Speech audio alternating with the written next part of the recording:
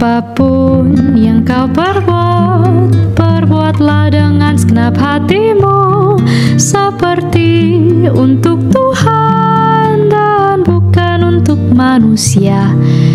Kerjakan dengan setia apapun yang ia percayakan, mahkota kehidupan ia janjikan, ia janjikan, ia janjikan bagimu.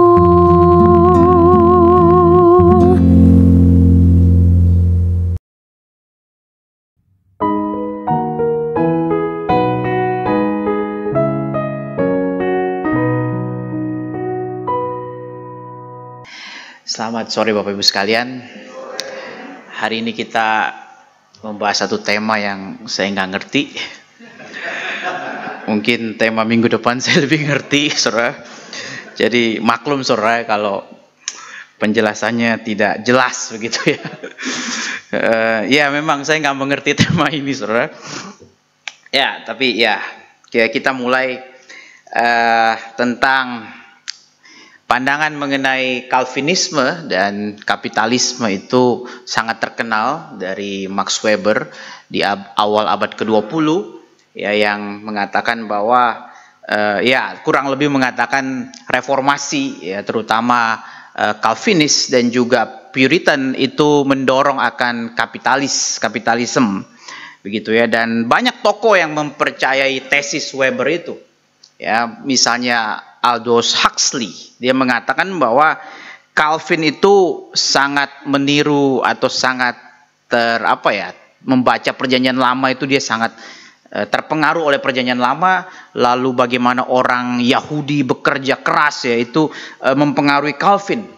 Kemudian Huxley mengatakan Calvin itu sangat vilest, cruelless dikatakan, most anti-human in the modern capitalist system. Ya, jadi tuduhan seperti itu banyak ya. Calvin ini adalah tokoh besar ya, tokoh besar yang sering disalahpahami, dikarikatural. Kalau saudara melihat foto atau bukan foto, tapi gambar Calvin itu orang mengatakan ya begitu orangnya, berjenggot, dingin, galak dan sebagainya. Ya, tapi saya mencoba kita setiap tahun bulan Oktober kita ada kesempatan untuk merenungkan kembali mengenai sejarah reformasi, dan gereja kita sangat-sangat berakar dari sejarah reformasi yang kembali ke Alkitab begitu ya, sehingga kita perlu membuka mata terus melihat kepada sejarah kita sebagai gereja reform. Nah, Max Weber itu mengutip Benjamin Franklin. Benjamin Franklin yang dia melihat bahwa ayah dari Benjamin Franklin sendiri seorang deis ya, seorang deisme. Dia katakan bahwa menekankan bagaimana mendapatkan keuntungan melalui kerja keras, kemudian dengan investasi yang careful, dia katakan. Nah, ayah daripada Benjamin Franklin adalah seorang Calvinis yang sangat ketat. Calvinis yang sangat ketat. Sehingga dia katakan bahwa panggilan itu, ya memang ini ciri khas reformasi yang memang punya terobosan di dalam panggilan. Ya, panggilan itu dulu kalau orang mau mendekat kepada Tuhan masuk biara. Ya, yang tidak masuk biara ya kurang dekat kepada Tuhan begitu ya. Nah, tapi setelah reformasi ya, Luther, Calvin, untuk dekat kepada Tuhan itu nggak cuma lewat biara, tapi lewat semua bidang. Itu kita bisa dekat kepada Tuhan. Bidang apapun, ya bidang apapun di dalam dunia ini. Dan nanti kita lihat bahwa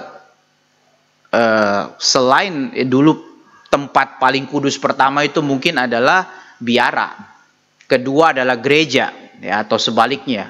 Dan setelah reformasi ya, tempat yang harus menjadi model kekudusan selanjutnya itu adalah rumah masing-masing. Nah, ini terobosan reformasi. Dulu nggak ada konsep ini. Ya, dulu nggak ada konsep ini. Ya, jadi memang ini ada benarnya penilaian seperti ini, ya, bahwa Weber melihat ayah daripada Benjamin Franklin adalah seorang strict Calvinis yang memang menekankan calling itu ada kepada keseluruhan hidup. Oke. Nah, sekarang kita masuk kepada topik yang diangkat oleh Max Weber tentang menggambarkan tentang Calvinisme berkaitan dengan kapitalisme. Yaitu doktrin predestinasi. Ya, predestinasi itu ditekankan sama sekali. Saudara, saya kasih warning, kasih ingatan bahwa doktrin predestinasi bukan mulai dari Calvin. Sebelumnya sudah ada. Ya, di Luther juga ada, di Agustinus juga ada, di Thomas Aquinas juga ada. Ya, karena memang itu istilah ada di Alkitab gitu ya.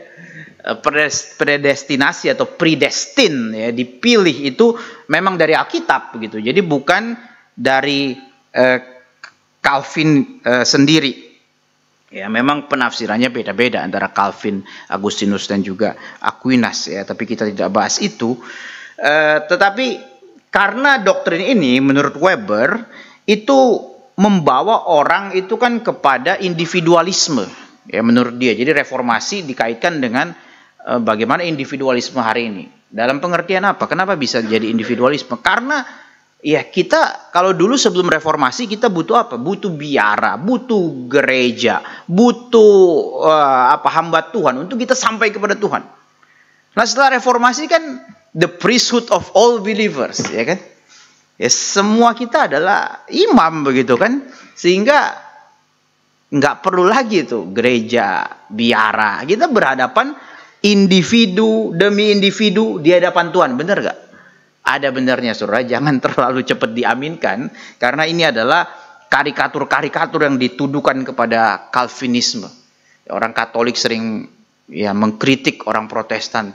Oh, kamu cuma baca Alkitab, tafsirkan sendiri, berarti kamu jadi paus bagi dirimu sendiri. Wah, digituin kita. Ya ini, saudara, kalau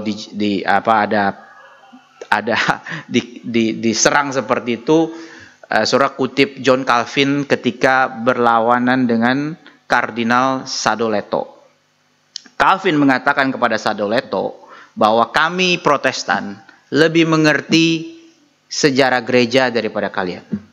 Ya, jadi saudara, ide tentang reformasi bukanlah tentang discontinuity dari sebelum reformasi. Ya, jadi orang sering pikir Protestan itu dimulai dari abad ke-16. Ya, jadi apakah kita nggak ada hubungannya sama abad 15? Jadi apakah gereja abad 14 itu nggak ada hubungannya sama gereja kita? Ada, justru. Kita itu bukan soal discontinue, tapi continue.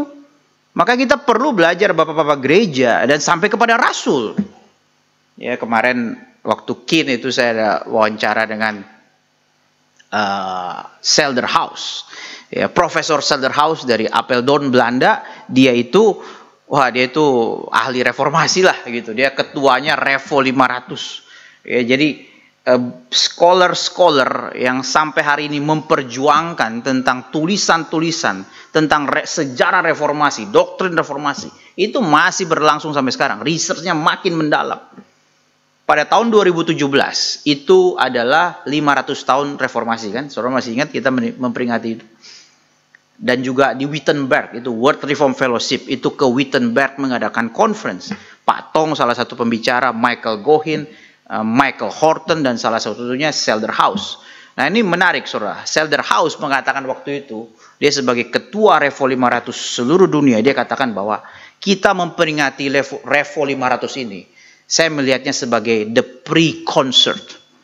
Ya, jadi ini adalah pre-konser, kalau maksudnya mengandaikan kalau ini adalah suatu konser yang besar. Ini baru permulaan ini.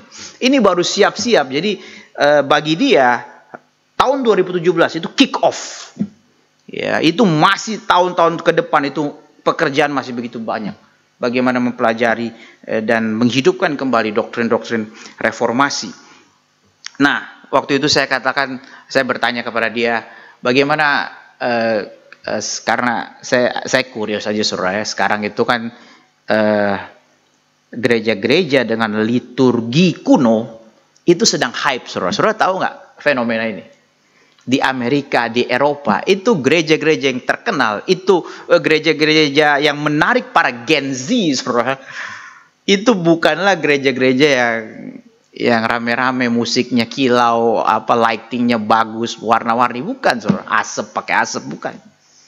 Tapi gereja-gereja kuno, saudara, itu sedang hype hari ini, sedang diisi, bahkan orang-orang itu Gen Z, saudara, cari tempat liburan itu ke biara sekarang di Eropa.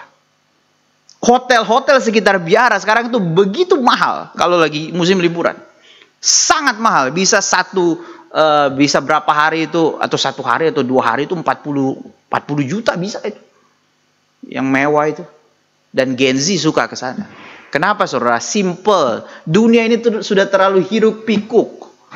Mereka cari dunia lain yang lebih tenang. Dan memang masih ada terpelihara, saudara, biara-biara yang khas modern sampai hari ini itu ada, mempertahankan tradisi yang begitu lama, ya. Dan itu saya tanya kepada Selder House, dia katakan itu sebetulnya fenomena yang baik, ya, karena orang itu makin ada kerinduan untuk transcendence, ya.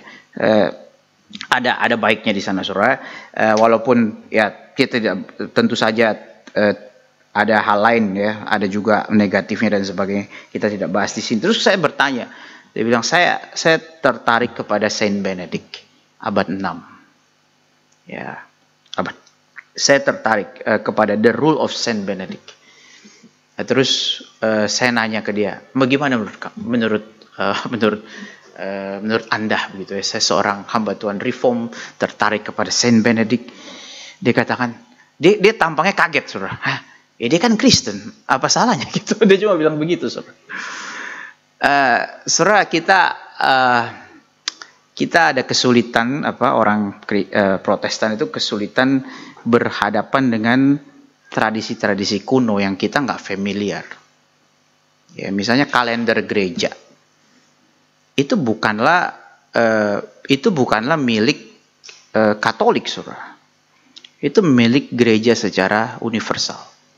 Martin Luther tidak menentang itu.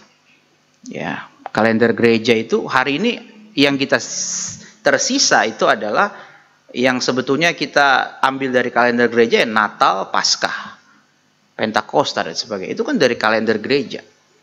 Ya, dan itu masih sama persis kita dengan Katolik dan Ortodoks. Ada perbedaan minor. Yang kita tentang dari kalender gereja adalah sudah terlalu banyak hari-hari perayaan bagi tokoh-tokoh gereja, para bapak gereja. Misalnya ini ulang tahunnya Santo Agustinus, kita merayakan. Aquinas, banyak, saudara, hampir tiap hari, saudara. Saya lihat itu di kalender gereja. Nah, itu memang jadi ekses. Nah, kita nggak perlu sampai ke sana. Ya, tetapi misalnya Natal, saudara tahu nggak sih Natal itu berapa hari? 12 hari Natal itu, ya, dari tanggal 25 dan seterusnya. Itu namanya Christmas season, ya. Lalu masa prapaskah 40 hari. Nah, itu juga sangat baik untuk kita, yang dimulai dengan Rabu Abu. Itu menurut Profesor Yuda Tianto yang sering kita undang itu dari Calvin College, Calvin Seminary, dia katakan setiap kali dia merayakan Rabu Abu, nggak mungkin dia nggak nangis. Karena Rabu Abu itu sangat mengingatkan akan kita, apa sih Rabu Abu? Biasanya bilang kamu itu debu akan kembali kepada debu. Sangat menyatakan realitas kita kan begitu kan. Perlu nggak kita diingatin itu? Dengan pengejaran kita akan keseharian hidup kita, perlu nggak diingatin? Sangat perlu. Memang kita itu adalah dari debu dan akan menuju debu. Ya, tadi pagi saudara master class, saudara, dipimpin oleh ada seorang vikaris dari lewat Zoom, dia di Taiwan apa di Cina saya lupa. Dia berkhotbah tentang Mazmur, kemudian biasanya Pak Tong meminta hamba Tuhan memberikan komentar begitu ya. waktu itu tadi pagi itu pendeta Ivan Kristiono. Pendeta Ivan Kristiono yang memberikan komentar ya, dan salah satu yang Pak Ivan katakan itu adalah hal yang belum dibahas dalam khotbah di Mazmur pasal 3 itu, yaitu dalam kata selah. Dalam Mazmur, sudah tahu selah itu kan biasanya itu berdiam untuk masuk kepada suatu part selanjutnya. Lalu dia kaitkan, Pak Ivan kaitkan itu dengan silence prayer. Silence prayer. Nah, silence prayer ini, saudara, nah Pak Ivan itu mengutip Teresa Avila, Madame Guyon, ya, Meister Eckhart dan sebagainya. Itu tokoh-tokoh yang tokoh-tokoh mistik, saudara, yang kita nggak familiar. Ya, waktu Pak Ivan katakan itu, Pak Tong langsung setelah Pak Ivan selesai, Pak Tong langsung memberikan komentar, dan Pak Tong katakan, perhatikan kalimat yang sangat penting diberikan oleh Pak Ivan. Kita para teolog yang rasional, akademik itu perlu mengimbangi dengan tokoh-tokoh mistik ini. Ini saya katakan masih fresh dalam pikiran saya, saudara. Karena jarang kita dengar Pak Tong ngomong kayak begini. Meister Eckhart, Teresa Avila, terus beberapa lagi. Ya, saya cuma tahu John of the Cross dan beberapa sebagai. Itu memang kita mesti hati-hati ya membaca itu. Berapa waktu lalu saya kita Reform 21 itu menayangkan di TV ya, bukan di YouTube. Itu seminar pendeta Billy tentang spiritualitas Calvin. Nah, tapi sebelum dia bahas spiritualitas Calvin, dia membahas spiritualitas medieval. Ya, di situ, saudara, dia merekomendasikan satu buku dari Thomas A. Kempis, ya, The Imitation of Christ. Ya, dalam bahasa Indonesianya diterjemahkannya adalah Mengikuti Jejak Kristus kalau nggak salah. Dia katakan, Pak Billy katakan, ini adalah mungkin buku yang paling dibaca, buku spiritual yang paling banyak dibaca setelah Alkitab.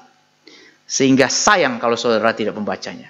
Thomas A. Kempis, The Imitation of Christ. Ya, meskipun saudara tetap aware dengan teologi yang ada. Ya, kalau saudara lihat ini seperti tidak cocok dengan teologi reform, ya tinggal diskusikan. Ya, nggak perlu langsung dibuang begitu ya. Ya, saudara. Predestinasi, kita kembali ke sini, saudara. Panjang juga, saudara. Saya baru berapa baris ini, saudara. Saudara mau sampai jam berapa ini? Jadi begini, saudara. Karena individu, kembali lagi, individu itu berdiri secara pribadi di depan Tuhan, gak ada menghalangi lagi, saudara.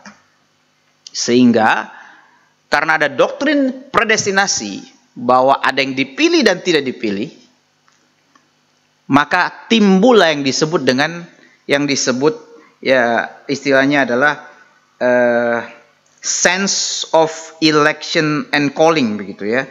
Suatu ada dalam jiwa manusia itu ada sesuatu ada suatu kekhawatiran, jangan-jangan saya nggak dipilih.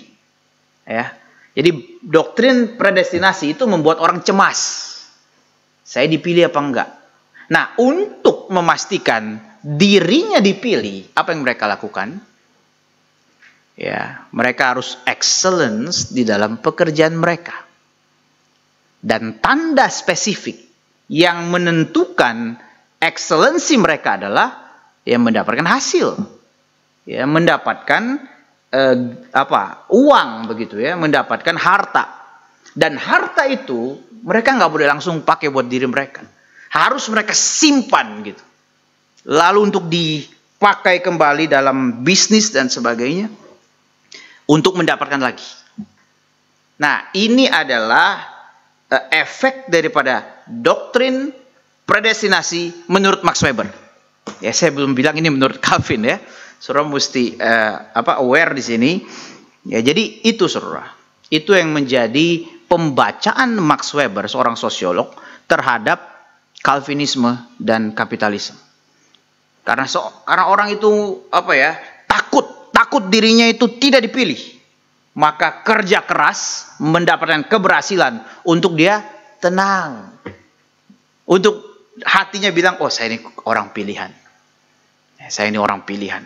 Ya, misalnya orang Puritans itu juga mewarisi ini. Ya, kemudian mereka mengutip ayat-ayat seperti 2 Petrus 1 ayat 10. Ya, semua mungkin ada yang boleh bacakan. Ya, ada yang dapat boleh bacakan bagi kita ayat itu. Saya catatnya bahasa Inggris di sini. Ya. Siapa? Mungkin Pak Mika boleh bacakan? 2 Petrus 1 ayat 10. Karena itu, saudara-saudara, berusahalah sungguh-sungguh supaya panggilan dan keterpilihanmu makin teguh, sebab jikalau kamu melakukannya, kamu tidak akan pernah tersangkut. Oke, jadi di situ apa? Make your calling and election sure. Oke, buatlah panggilanmu dan pilihanmu, predestinasi, itu teguh. Pastikan itu. Nah, itu ayat yang dipakai untuk mereka bekerja keras dan mendapatkan hasil. Yeah, make your calling and election sure. Kemudian bisa dalam Roma 12 ayat 11 dikatakan mereka pakai dasarnya untuk dalam bisnis jangan bermalas-malas. Ya, saudara, ini memang ada betulnya semua. Dan sangat berguna juga kalau saudara lakukan ini. Tapi teologi di baliknya atau asumsi filsafat di baliknya itu yang salah. Ya, itu yang salah. Dan kalau orang Puritan itu lebih ekstrim lagi. Mereka tidak ada waktu ya, untuk leisure. Ya, santai-santai, rekreasi. Wah, itu nggak boleh tuh. Ya, orang Puritan sangat ketat, saudara. Merayakan Natal pun tidak boleh. Karena itu ya perayaan. Bahkan Natal pun nggak boleh. Ada satu di Massachusetts itu, karena itu dikuasai Puritan pemerintahannya. Oh, ada kedapatan orang itu merayakan Natal, itu didenda, saudara. Sampai segitunya. Sampai segitunya. Jadi mereka itu no time for leisure. Personal enjoyment itu nggak ada tempatnya. Itu adalah pemahaman Puritan yang kita tidak setuju. Tidak setuju. Ya, Weber katakan mereka itu worldly asceticism. Ya, mereka asketik, ya, apa itu? Seperti menyiksa diri. Maka dengan doktrin ini dia katakan, analisa dia, kekayaan itu menumpuk dalam diri mereka. Ya. Karena tidak boleh untuk personal enjoyment. Nah, sekali lagi saudara, Weber di sini pun kita harus puji dia fair dalam arti begini. Dia mengatakan pemikiran ini dia bilang tidak langsung berasal dari John Calvin. Ya, dia katakan jadi yang dia bilang predestinasi dan yang tadi ya dijelaskan itu bukan berasal dari Calvin. Ya. Dia katakan bahwa pemikiran tentang kita itu harus kerja keras karena untuk menentukan keselamatan kita itu berasal dari orang-orang Calvinis awam yang mempraktekannya. Oke, jadi Calvin tidak mengajar, tapi dipraktekkan oleh jemaat Reform. Begitu ya. Jadi saudara tahu lah ya, antara firman Tuhan, teologi yang akademis, ya, yang ideal, yang dikotbahkan, yang diajarkan, seringkali kan yang dilakukan di dalam apa ya, di dalam ya, di floor, di dalam masyarakat, di dalam jemaat itu kan beda kan, ditangkapnya berbeda. Ya, dan bukan cuma ditangkap berbeda, tapi ya simply culture-nya sudah begitu. Ada culture, ya misalnya kita kan tidak mengajar bahwa orang yang habis melayani misalnya itu harus berbangga diri, misalnya gitulah, ini simpelnya aja. Tapi kan seringkali gitu, habis melayani terus berhasil itu biasanya bangga begitu ya, merasa wah dipakai Tuhan gitu kan. Ya, saya berkali-kali menceritakan pengalaman saya sampai ya bagaimana Tuhan mengajar juga. Ya, karena lama-lama kita pikir ya karena kita bisa gitu, karena kita sudah pengalaman dengan bidang pelayanan tertentu, maka kita akan bisa begitu. Ya, itu nggak diajarkan, tapi kan itu yang terjadi begitu. Realitas yang terjadi begitu. Ya, itu yang terjadi. Nah, begitu juga dengan hal ini. Calvin sendiri tidak mengajarkan, tapi yang terjadi, yang dipraktekkan oleh orang-orang awam Reform, Puritan adalah seperti ini. Mereka merasa, mereka takut mereka tidak dipilih. Untuk memastikan mereka dipilih, mereka bekerja keras, kumpulkan uang sebanyak-banyaknya. Ya, saudara, tidak ada yang salah dengan bekerja keras dan mengumpulkan uang sebanyak-banyaknya. Calvin tidak menentang itu. Tapi alasan dibaliknya itu yang sangat-sangat ngawur. Untuk memastikan keselamatan. Itu ide dari mana? Itu kesimpulan orang sendiri. Kesimpulan orang sendiri. Ya, jadi ada jarak antara yang diajarkan dan yang dipraktekkan oleh jemaat. Tidak pernah Calvin, tradisi Reform mengajarkan setelah orang belajar teologi itu harus berbangga diri dan sombong. Nggak pernah diajarkan itu, ya kan? Tapi kan yang terjadi adalah orang yang rajin belajar teologi, tahu sana sini itu lebih sombong biasanya, gitu. Ya, itu efek samping yang memang tidak diajarkan tapi terjadi begitu ya.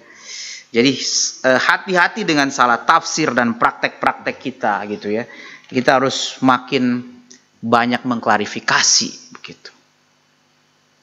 Ya. Scott Olivin mengatakan God is most glorified when truth is most clarified. Wah, ini kalimat saya sangat ingat ya. Allah sangat dimuliakan ketika kebenaran itu terklarifikasi. Jangan sampai kita itu mendengarkan istilah kemudian kabur-kabur, kemudian kita tidak peduli. Kemudian kita kerjakan yang lain. Nah, saudara, sebelum saya sedikit kembali kepada pemikiran Calvin ya, yang mungkin juga tidak terlalu surprising bagi kita. Tapi bagi saya yang surprising adalah bagaimana kita melihat kehidupan Calvin di zaman dia. Ya, terutama dalam konteks ini bagian ini saya sudah lama saya baca dan saya baca kembali, saudara. Bagaimana sih kehidupan para pastor-pastor Reform di zaman Calvin? Ya, supaya kita juga bisa melihat ya. Saudara, Calvin itu di zaman dia itu kita seringkali berpikir ya, kita kalau lihat orang gambar dari Calvin ya pakai jubah dan sebagainya. Wah, ini hidupnya tiap hari begini jalannya gitu kan. Terus belajar, ya berdoa, khotbah. Terus setelah itu dia ngapain coba? Kehidupan para pastor itu. Apakah hanya itu? Ya, saudara, dan waktu saya baca gitu, saya ketemu beberapa hal yang sangat mengagetkan juga gitu ya. Ya memang saudara, kita kalau hanya mengajarkan yang trivial, yang positif ya, kita juga bisa kehilangan detail yang sebetulnya penting bagi saya. Ya, misalnya saudara, hal-hal yang aneh. Saudara tahu William Farel? William Farel itu dialah yang memanggil Calvin itu untuk tetap ada di Jenewa. Ya, dialah yang dia berjasa. Kalau nggak ada dia, Calvin tidak ada seperti Calvin yang kita kenal.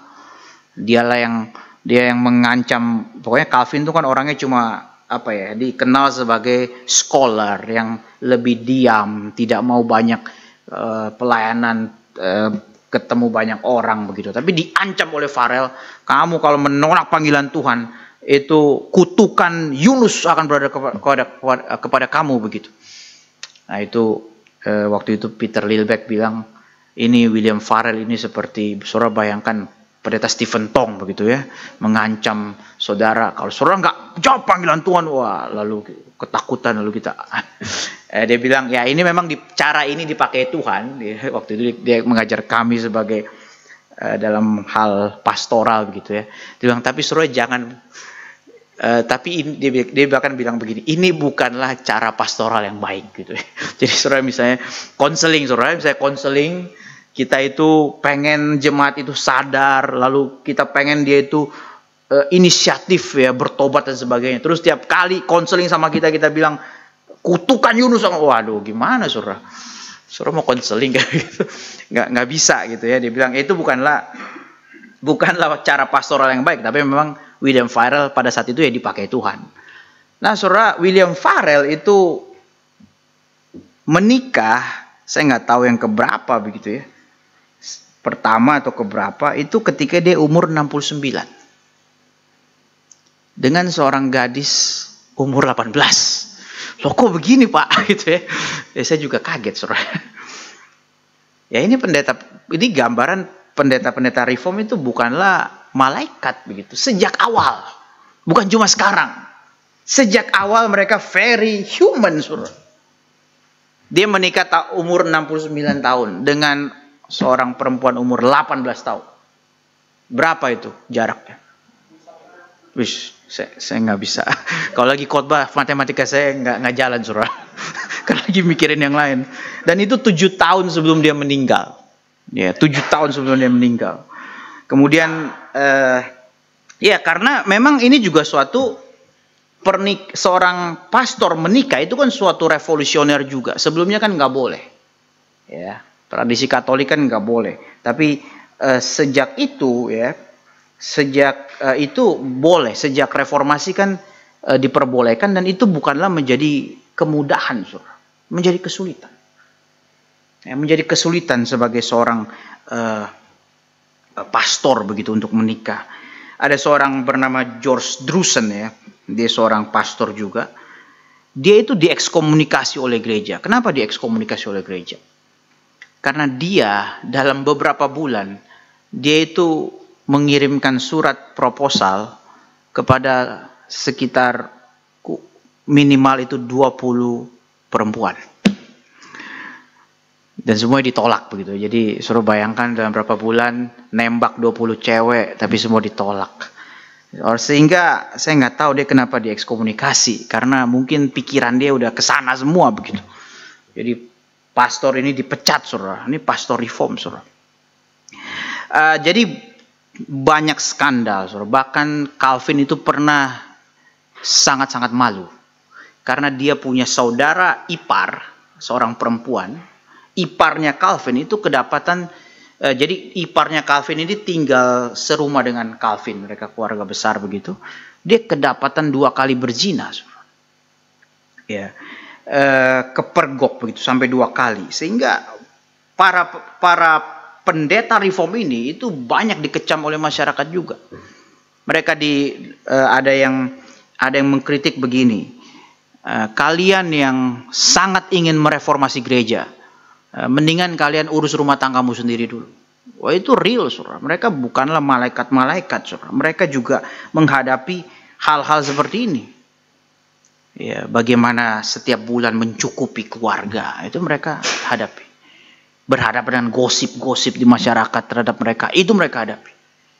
Ya, mereka betul-betul hidup membumi, saudara. Dan lain daripada orang pikirkan itu adalah emosi mereka. Seringkali kita pikir reform itu dingin begitu ya, kayak stoik begitu ya, emosi nggak ada tempatnya. Oh salah, saudara. Calvin itu ketika istrinya meninggal, Idelette, ya, istrinya meninggal, dia katakan begini, saudara. Dia menyebut dirinya itu no more than half a man. Ketika dia ditinggalkan istrinya untuk selama-lamanya, dia katakan, saya tidak lebih dari seorang yang setengah. Wah, itu kan luar biasa, saudara. Emosi yang luar biasa. Gak gampang itu. Ya cuma, saya nggak tahu sejak kapan tuh reform itu lama-lama mirip stoik begitu. Ada yang meninggal, nggak boleh nangis. Kamu kurang beriman. What? Sorry. Enggak, ya sekali lagi, saudara, yang diajarkan Calvin sama yang didengar oleh orang lain seringkali beda gitu yang dipraktekkan. Ya, Theodore Beza ya, penerus Calvin itu namanya Theodore Beza. ketika istrinya meninggal, dia memuji istrinya, dia katakan, istri saya ini seperti wanita yang digambarkan dalam Amsal 31. Wih, luar biasa itu. Amsal 31 gitu ya. Itu luar biasa itu, gambaran perempuan yang dideskripsikan. Kemudian ada seorang pastor yang tidak terkenal gitu ya bagi kita, itu Antoine Chandru. Dia punya anak itu umur 7 tahun, anak perempuan itu meninggal, dan dia berdoa dengan dia memang sangat respect kepada Tuhan begitu ya. Dia bilang, Most High, Righteous God, I worship your judgment. Wah, ini luar biasa begitu. Dan dia katakan, saya layak mendapatkan luka lebih parah dari ini. Dan dia katakan, have pity on me. Ya, mereka, doa-doa mereka ya seperti itu, saudara. Bukanlah, oh ya kedaulatan Allah, udah beres gitu. Nah, ini sekali lagi ada pergeseran. Saya pernah berkhotbah tentang Puritan itu. Puritan juga, kalau seorang meninggal itu nggak boleh ada kebaktian penghiburan, saudara. Orang Puritan nggak boleh.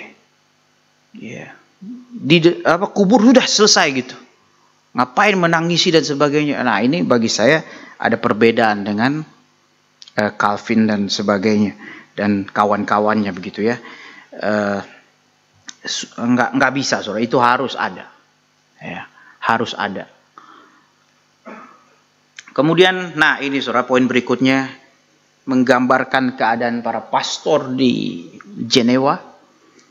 Mereka tidak kaya. Faktanya mereka tidak kaya, saudara. Ya, saudara, mereka memang punya jabatan di kota, di gereja dan sebagainya, tapi tidak seperti yang kita bayangkan. Banyak yang masih menggumulkan bagaimana bulan ini saya masih bisa cukup. Ya, mereka itu gaji mereka itu berkisar ya antara 200 sampai 1000 florins. Ya, tapi inflasi terus menurun ya. 1 florins itu bisa membeli 8 roti, saudara. Dan kalau yang melayani di tempat agak pinggir digambarkan, itu gaji mereka sama seperti gaji asisten tukang sepatu. Ya, itu gaji pendeta di zaman John Calvin.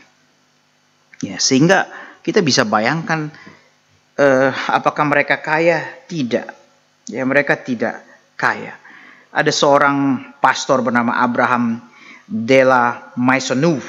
Dia katakan dia punya 12 anak.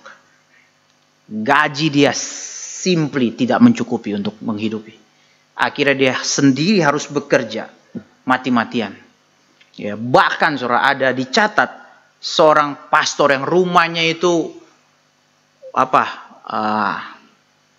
loteng itu udah retak dan sebagainya, debu di mana-mana, dan mati pastor itu gara-gara kebanyakan debu rumahnya dia. Ya, gambarannya seperti itu, saudara.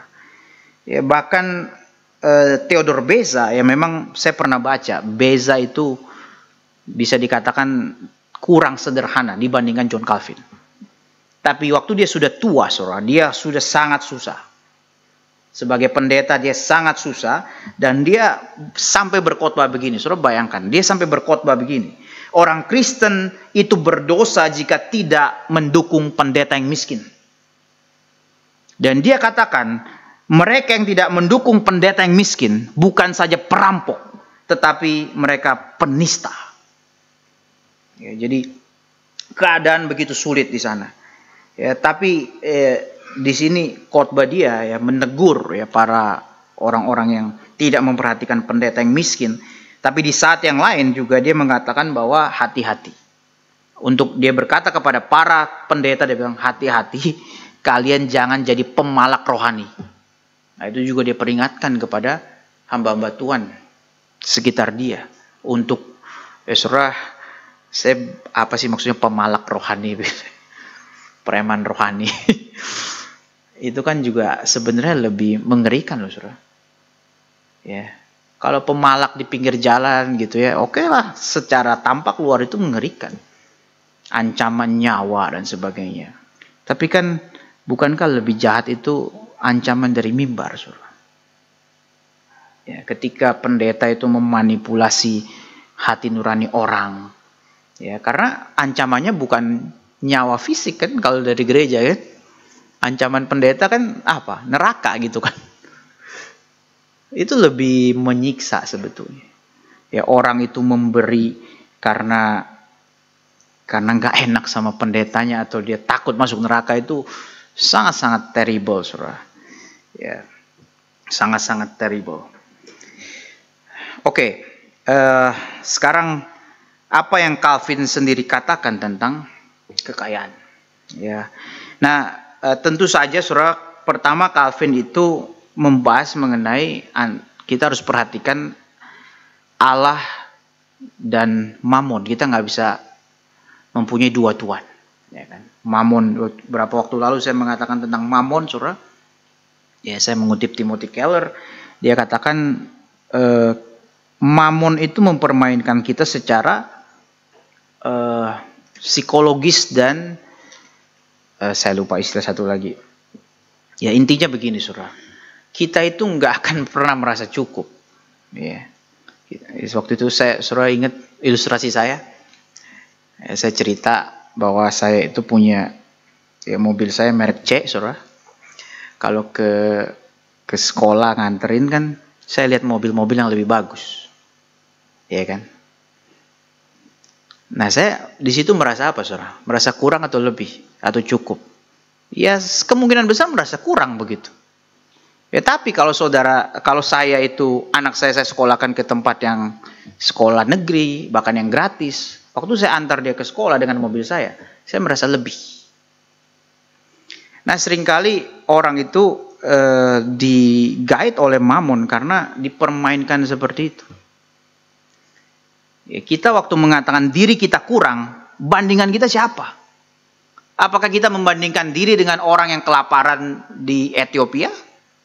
Atau bandingan kita kepada yang mirip-mirip kelasnya sama kita? Kalau mau jujur.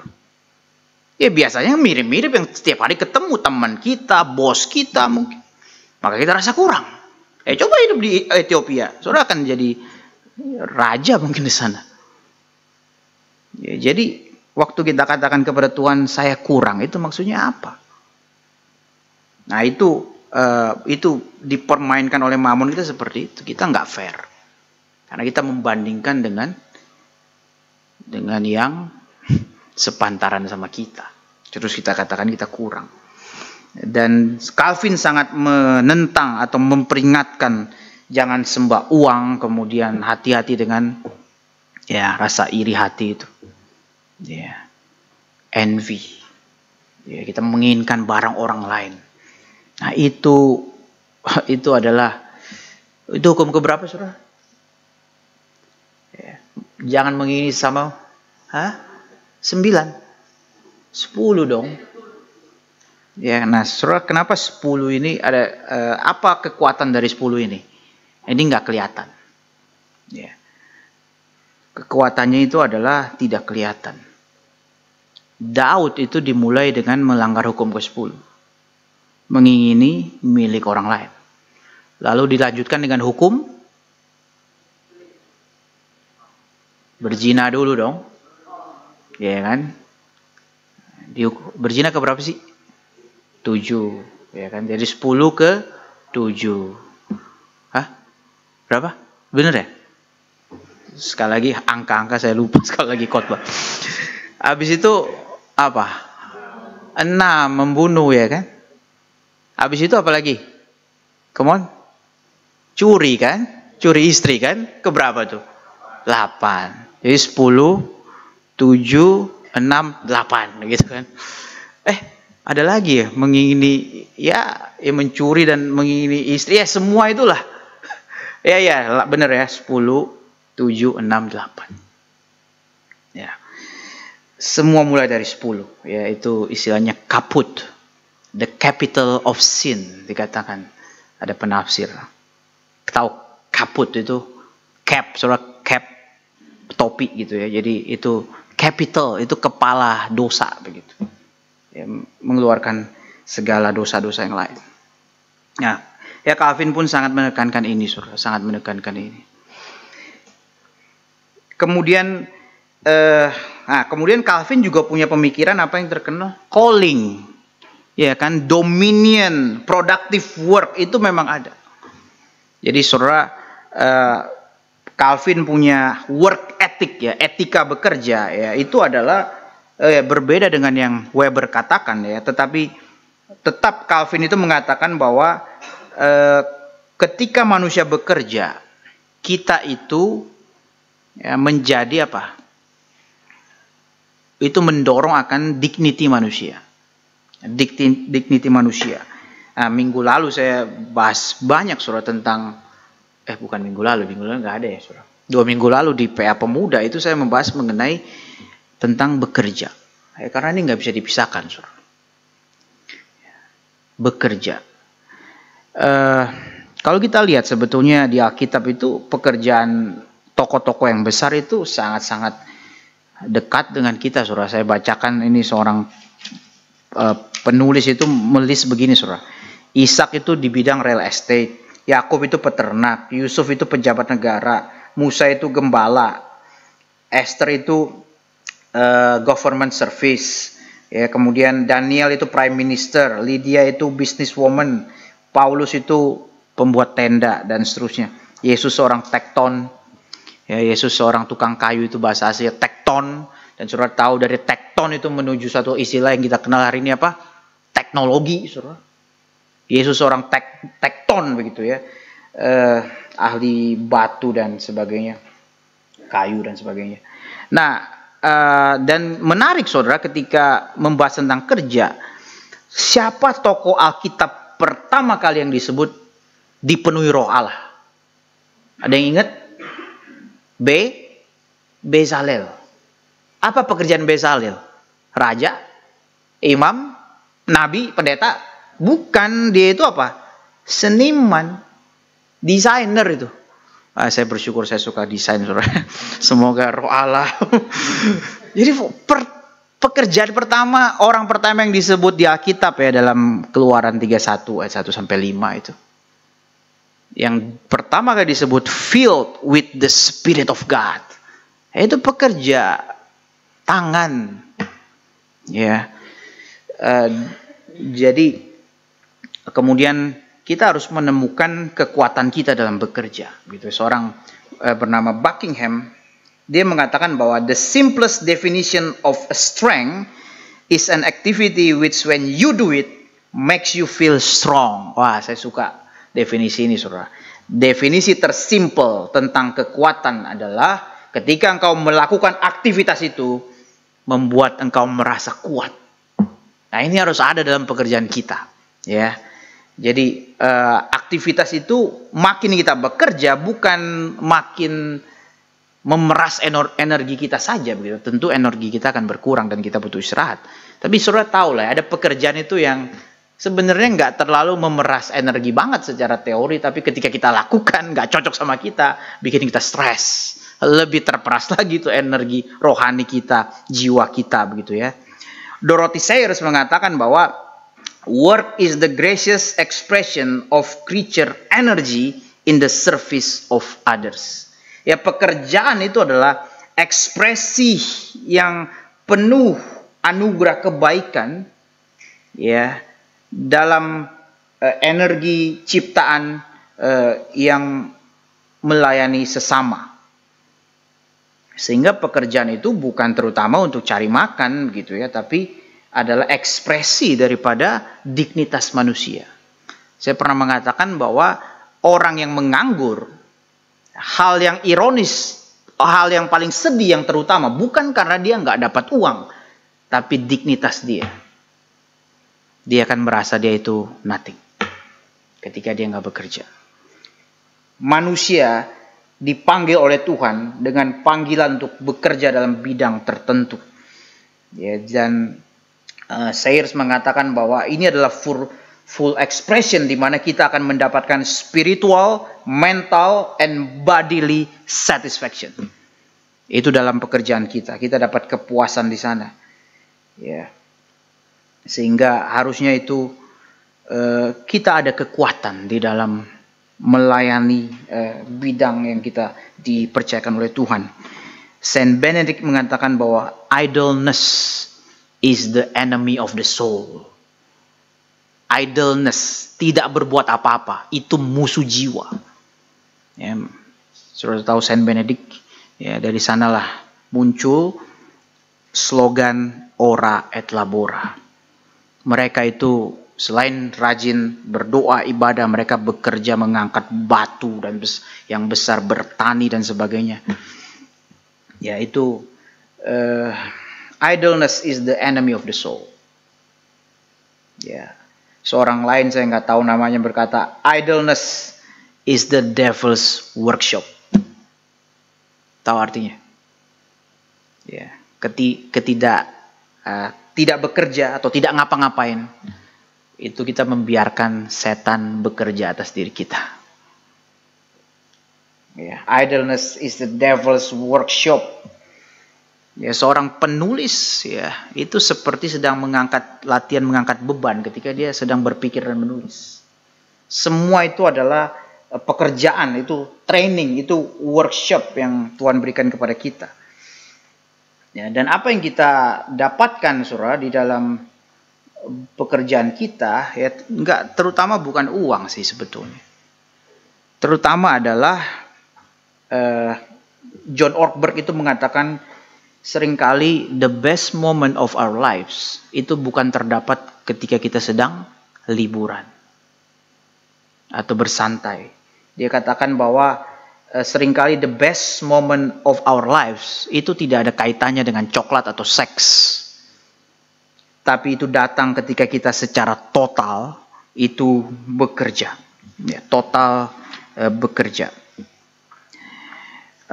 Saudara tahu istilah FTP, saudara mungkin dokter tahu FTP. Ada yang tahu?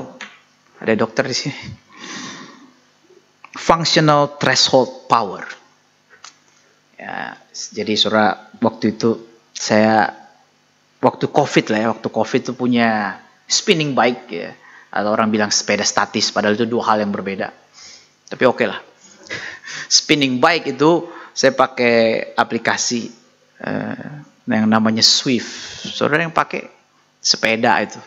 Jadi saya sepeda di rumah begitu, di layar handphone ada seperti video game lah gitu. Tapi diukur kecepatannya persis, power meternya persis. Nah, yang menarik adalah kalau dalam sepeda road bike itu yang diukur kekuatan kita itu adalah FTP. Ya, disebut FTP, functional threshold power. Jadi gini, saudara. Pertama, untuk mengukur FTP kita itu kita diminta untuk sekuat tenaga untuk goes itu bisa pilih paket 20 atau 20 menit atau 1 jam. Nanti ada skornya di terakhir, 100 berapa, 200 berapa begitu. Nah, kalau FTP kita misalnya berapa, 128 misalnya. Nah, dengan patokan ini, ketika kita mau mengikuti program training, nah dia sudah punya paket programnya untuk kita. Dia tahu kekuatan kita sampai mana, dia pilihkan itu. Jadi kayak personal trainer, saudara. Ada ukurannya, ya, FTP itu berapa, kemudian kita misalnya hari Senin, saya disuruh goes berapa menit gitu. Lalu istirahat berapa menit, lalu lanjut lagi begitu. Kemudian hari Selasa berapa lagi, hari Rabu dibilang rest day gitu. Nah, itu diatur semua tuh, karena ada FTP itu. Nah, saya percaya konsep ini, saudara.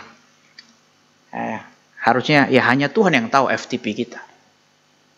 Jadi FTP itu menentukan kita untuk bekerja tidak terlalu rendah dan tidak terlalu over. Nah, saya percaya Tuhan mendidik kita seperti itu. Dan dengan training yang ada, itu kita akan minggu demi minggu itu akan naik tuh FTP-nya. Tapi dia kasih program kepada kita tuh yang tidak terlalu membuat kita itu terlalu nyaman dan tidak juga menyiksa kita yang tidak sehat begitu. Ya. Jadi di sini saudara itu adalah kita ditantang tapi tidak sampai kepada level stres begitu ya. Nah, kondisi ini ya seorang penulis mengatakan itu dia sebut sebagai flow. Ya, flow. Begitu ya. Saya suka istilah ini begitu ya. Istilah flow begitu ya. Saudara mungkin istilah yang paling saudara familiar itu istilah apa saudara? Squeezism. Bener ya? Ya, fine saudara. Silakan jalankan itu.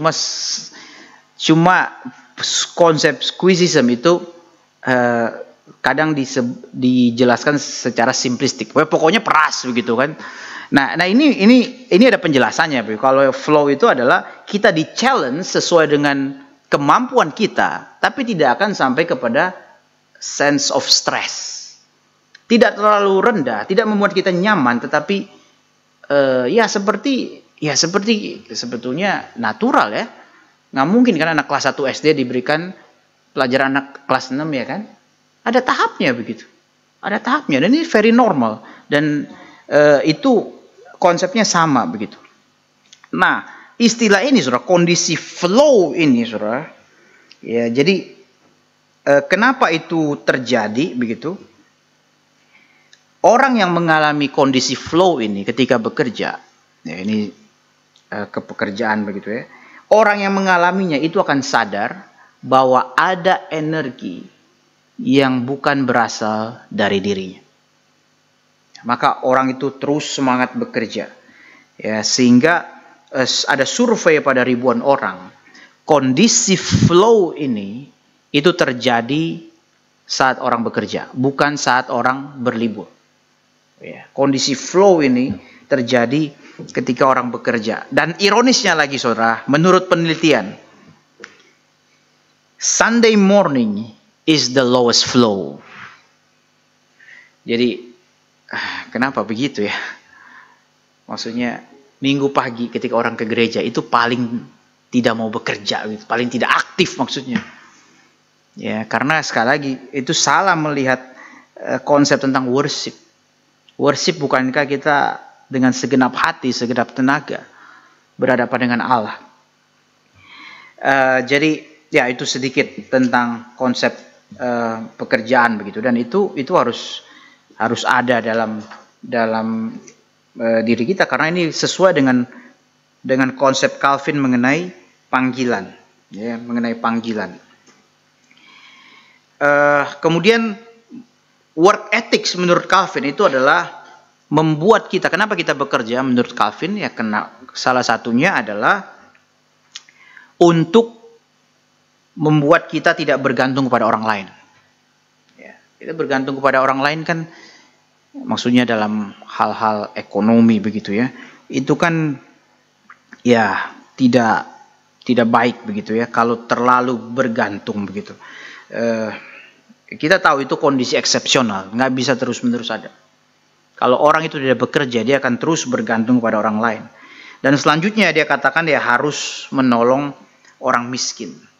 Harus kekayaan kita harus dipakai untuk menolong orang miskin. Ya, dan keuntungan itu tidak dikutuk oleh Calvin. Dia memakai perumpamaan tentang talenta, itu konsep tentang keuntungan. Ya, kita harus untung memang.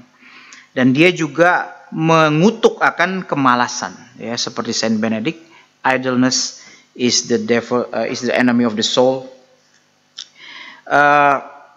Kemudian dia juga berbicara mengenai kewajiban bagi orang kaya. Kewajiban bagi orang kaya, konsep Calvin adalah kekayaan adalah untuk kemuliaan Allah dan untuk mengasihi sesama. Dia katakan jangan ada yang terlalu banyak dan jangan ada yang terlalu sedikit. Ya, bagi orang yang katakanlah kebanyakan, ya, memberi kepada yang lain itu bagian dari self denial. Ya, dan ada yang mengatakan bahwa kalau Calvin hidup hari ini, ya, Weber katakan Calvin itu bapak kapitalisme dan sebagainya. Tapi kalau Calvin betul-betul hidup hari ini, dia akan mengkritik kapitalisme. Karena dalam kapitalisme yang sekuler itu tidak ada Tuhan di dalamnya. Ya, tidak ada Tuhan di dalamnya. Karena Calvin sangat menekankan akan solidaritas secara sosial Dan Calvin itu sangat melawan yang namanya kompetitif, kompetisi di dalam relasi manusia. Dan kemudian kaum Puritan itu juga lebih ekstrim. Nah, ini yang saya dapat dari Calvin, tapi saya juga mau menarik kita kepada early church. Ya, karena bagi saya ini juga terasumsi dalam pemikiran Calvin, ya, karena dia juga mempelajari sejarah gereja. Tapi sebelum ke sana, saya mau menekankan satu hal. Ya, dari filsafat-filsafat dunia, dari agama-agama timur dan barat, yang paling menekankan tentang worldly pleasure, ya, kenikmatan dunia ini sebetulnya adalah kekristenan. Yang paling positif, ya, maksudnya bukan suruh kita kejar di sana, saudara. Tapi kekristenanlah yang paling menghargai dunia materi yang fisik. Kalau saudara lihat agama timur, Buddha dan sebagainya, mengatakan apa? Dunia ini ilusi. Ya, negatif saudara terhadap dunia ini. Barat, ya, Platonis dan sebagainya, mengatakan materi itu jahat. Hanya Kristen yang mengafirmasi bahwa materi ini baik dan dari Tuhan dan dapat dinikmati. Ya, itu dulu ya, sebelum saudara nanti salah berpikir ketika saya menyatakan akan pemikiran daripada gereja mula-mula. Nah, sekarang kita mulai saudara di 4 abad pertama kehidupan gereja. Ya, konsep mereka pertama, nothing is really yours. Tidak ada yang betul-betul milikmu.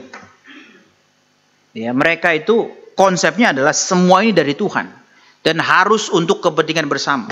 Calvin pun mengafirmasi ini. Bagi dia, konsep kekayaan itu tidak boleh berhenti di pribadi. Kekayaan yang diterima itu harus memperkaya komunitas, memperkaya kota, negara dan sebagainya. Ya. Agustinus mengatakan bahwa ada beda antara yang dibutuhkan dan yang istilahnya superfluous, yang kelebihan begitu. Dia katakan begini, saudara. Ya, Agustinus dan beberapa bapak gereja. Kalau kamu punya sepatu di rumah yang sudah lama nggak kamu pakai, berarti kamu nggak butuh kan? Sepatu di rumahmu yang sudah lama nggak kamu pakai itu sebetulnya milik orang lain yang tidak punya sepatu. Secara spiritual harus membaca seperti itu. Saya tahu saudara, ini sulit bagi kita hari ini.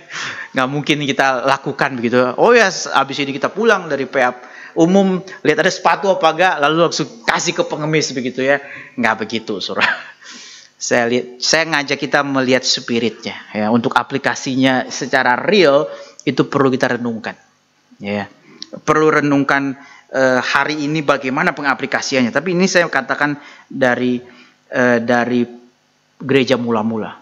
Ya, konsep Agustinus itu adalah justice, keadilan. Ya, keadilan. Bagaimana kamu diberi banyak oleh Tuhan, kasih kepada mereka yang tidak memiliki.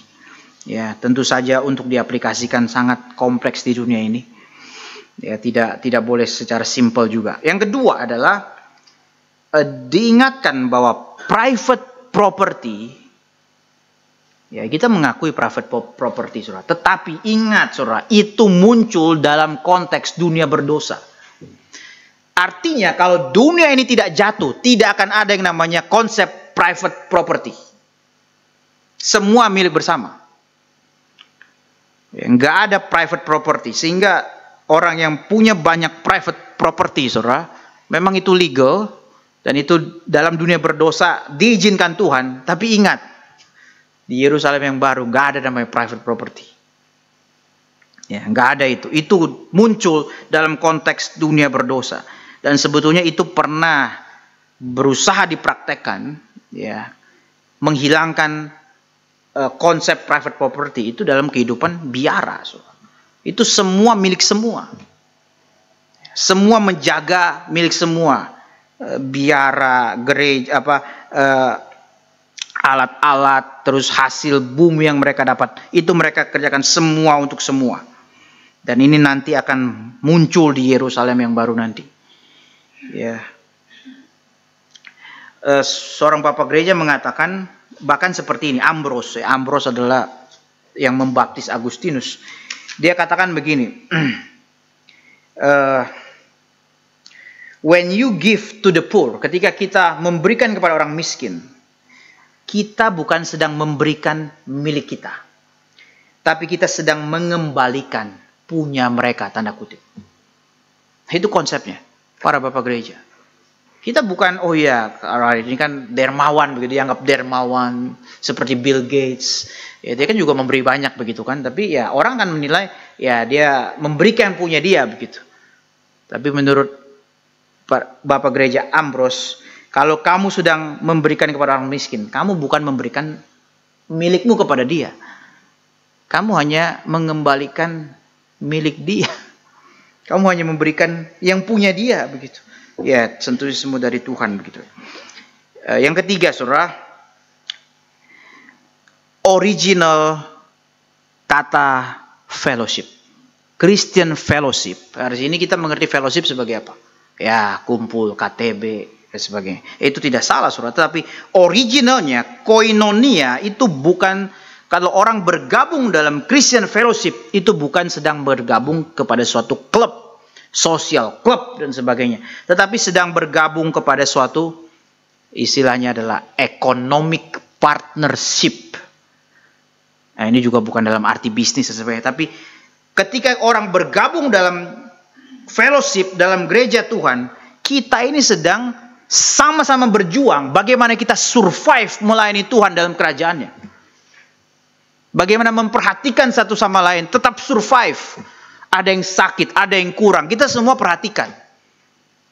Ya, dan memang hati-hati, saudara pakai ayat ini untuk berbisnis dalam gereja itu ngawur sih, saudara. Tapi kita harus secara rasional melihat kebutuhan yang ada, dan kita kekuatan dan uang harus ada ke sana. Kalau memang ada yang kurang begitu. Ya, dan ini jangan dipakai sembarangan bagi orang yang rohaninya tidak beres, kemudian dia merasa dia kekurangan, kemudian menagih-nagih gereja itu. Enggak. Ini dari sisi, kita lagi bicara dari sisi gereja kepada yang kurang, bukan sebaliknya. Jangan dipermainkan itu. Jangan ada orang yang merasa diri kurang kemudian mengutip Agustinus dan sebagainya. Mana Pak punya saya? Waduh, itu salah. Tentu saja itu salah. Jadi bagaimana kita? Jadi saudara ingat istilah fellowship, koinonia itu itu sangat dekat dengan istilah economic partnership. Ya, tidak hanya kita hanya rohani dan sebagainya. Gereja mula-mula itu datang ke gereja itu sangat jorok tanda kutip. Karena mereka itu dulu memberikan persembahan itu bukan uang, saudara. Persembahan mereka itu pisang, ubi, keju. Maka waktu musuh Kristen mendeskripsikan gereja itu, jorok ini orang-orang Galilea ini. Datang beribadah dengan keringat, bau asam. Ya memang begitu, saudara. Memang begitu. Mereka membawa hasil jeripaya mereka dan dibagikan kepada yang lain. Economic partnership itu tidak lepas daripada fellowship. Dan yang terakhir, saudara, ya, peringatan, ya, bahwa orang kaya dalam konsep gereja mula-mula bukanlah orang yang diberkati, tapi orang di dalam bahaya. Karena apa, saudara? Orang kaya itu dituntut Tuhan untuk punya disiplin rohani yang lebih serius daripada orang miskin. Dan ketika itu gagal, dikatakan you are in the grave danger. Ya, sangat banyak, saya nggak perlu eksposisi ayat-ayat yang menentang itu, saudara. Ya. Jadi hari ini mungkin orang kaya dihormati ya di gereja, di luar gereja. Tapi di gereja mula-mula, 4 abad pertama at least, ketika ada orang kaya di dalam gereja itu dilihat sebagai kebahayaan. Bukanlah, kamu diberkati Tuhan ya. Enggak. Ini orang bentar lagi dihukum Tuhan kalau dia enggak hati-hati. Ya. Bahkan ada di abad kedua itu tulisan yang namanya Shepherd of Hermas namanya. itu mencatat atau menggambarkan, ya, jadi dia menggambarkan suatu imajinasi akan bait Allah atau gereja bangunan yang begitu besar. Lalu dia katakan orang kaya itu dia gambarkan seperti sesuatu yang batu, ya, batu yang begitu besar dan putih. Intinya dia mau ngomong begini, saudara. Intinya dia mau ngomong bahwa kamu itu nggak pas di dalam kerajaan Allah itu, di dalam bangunan gereja itu kamu nggak pas. Kalau kamu mau fit di dalam bangunan gereja, kamu mesti dipotong, baru kamu fit di dalam bangunan gereja itu. Wah, itu konsepnya seperti itu, saudara. Ya. Dan bahkan khotbah daripada Clement, ya, Bapak Gereja Clement, dia katakan, who is rich to be saved? Dia bilang, siapa sih orang kaya yang diselamatkan? Wah, itu khotbahnya seperti itu, saudara. Artinya apa? Sedikit gitu. Ya, sedikit. Oke, ini terakhir, nomor 5 yang terakhir, saudara. Radical promise. Kenapa mereka bisa hidup? Karena mereka punya janji yang radikal dari Tuhan. Yaitu apa? Blessed are the poor, for theirs is the kingdom of God. Ya, saudara, kita memang seringkali baca yang khotbah di bukit yang versi Matius. Blessed are the poor in spirit. Bagi mereka yang miskin di hadapan Allah. Itu hanya menekankan miskin rohani. Tapi di kitab di Injil Lukas, itu diberkatilah mereka yang betul-betul miskin secara ekonomi. Mereka lah yang punya kerajaan Allah. Dan tentu saja, ya, khotbah di bukit yang lain itu sangat-sangat radikal. Ya, janji-janji Kristus kepada kita itu radikal, beda dengan dunia yang dunia pikirkan. Ya, sehingga kita perlu merenungkan bagian ini. Blessed are the poor, karena mereka lah yang punya kerajaan Allah.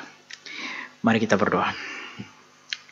Bapa di surga, kami mengucap syukur untuk pembelajaran hari ini. Kiranya kami diingatkan-Mu ya Tuhan, untuk kami kembali kepada pemikir-pemikir yang sudah Kau berkati melalui Calvin, Agustinus, dan para bapak gereja. Kiranya kami juga mencontoh iman mereka, khususnya bagaimana kami bekerja dan juga mengelola harta yang Kau berikan kepada kami. Bagaimana kami juga memakai itu untuk kepentingan kerajaan Allah. Terima kasih Bapa. Terpujilah Engkau. Dalam nama Tuhan Yesus kami berdoa. Amin. Apakah ada pertanyaan? Silakan. Ya, makasih Pak. Oh, oke. Berdiri aja biar enak. Ya, silakan Pak. Banyak Pak. Sangat terberkati Pak dengan pengajaran pada hari ini. Saya cuman mau sedikit minta pendapat Pak. Yes, jadi kan kalau tadi dibicarakan terkait dengan beberapa yang tokoh-tokoh Alkitab itu dalam hal dia profesional lah, sebelumnya dia bekerja kayak Tuhan Yesus, pemahat, tukang kayu dan lain-lain. Nah, terkait dengan hal itu Pak, saya mau tanya Pak. Jadi kan misalnya kalau hamba-hamba Tuhan di GRI, mungkin kan dia 100% di gereja kan Pak. Dalam hal ini dia punya penghasilan dari gereja itu sendiri kan Pak, sebagai mungkin penghasilan bulanan, gaji dan lain-lain. Saya kurang paham lah. Tapi ya termasuk gereja-gereja Lutheran tradisional itu kan terima penghasilan dari gereja karena 100, ya maksudnya mereka ya hamba Tuhan sejati lah. Tetapi dalam hal ini ya kita juga tidak mengkiri Pak, beberapa hamba-hamba Tuhan yang di luar mungkin denominasinya karismatik atau yang lain, itu mereka membiayakan sendiri Pak, dalam hal ini terkait dengan operasional gerejanya dan lain-lain. Dalam hal itu mereka juga memiliki pekerjaan lain Pak di luar gereja, jadi nggak 100% sebagai hamba Tuhan. Terkait hal itu saya pengen tanya pendapat Pak Gias saja Pak.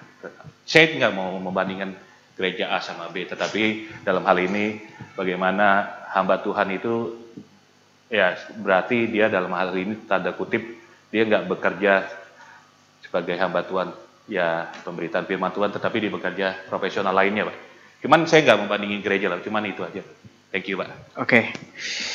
Ya ini Ya kalau mau dibilang memang saya percaya ada hal-hal tuh yang eksepsional ya. Misalnya kita itu hamba Tuhan kita lah ya. Di kita itu tidak boleh ada pekerjaan lain. Pokoknya hanya khusus kepada gereja. Dan bersyukurnya memang sinode dan gereja itu mencukupi ya. Tapi kalau ada tempat-tempat lain begitu ya, gereja lain dan sebagainya yang misalnya mereka memang kurang begitu, saya percaya masih ada exception, mereka bisa bekerja begitu ya. Itu seperti yang tadi saya gambarkan dalam Jenewa juga ada gitu kan di zaman Calvin. Ya tapi ya bagusnya kita sudah jelas aturannya gitu. Ini aturan bakunya begitu. Nanti kalau ada exception ya kita bicarakan yang lain begitu. Tapi kalau suatu gereja yang dari awal membebaskan, ya saya percaya itu kemungkinan untuk tergoda dan jatuh kepada keuangan itu pasti lebih besar. Gitu ya. Ada gereja-gereja tertentu kan konsepnya itu kerajaan. Jadi dia hamba Tuhan disuruh merintis, ya semua keuangan dia yang pegang. Gitu ya. Nah ini kalau dia itu nggak gampang juga loh, saudara. Nggak tentu dia sukses. Gereja banyak orang dan sebagainya. Nah kalau dia sukses banyak orang, wah itu ya sangat godaannya tinggi untuk dia ngambil banyak, dia ngatur.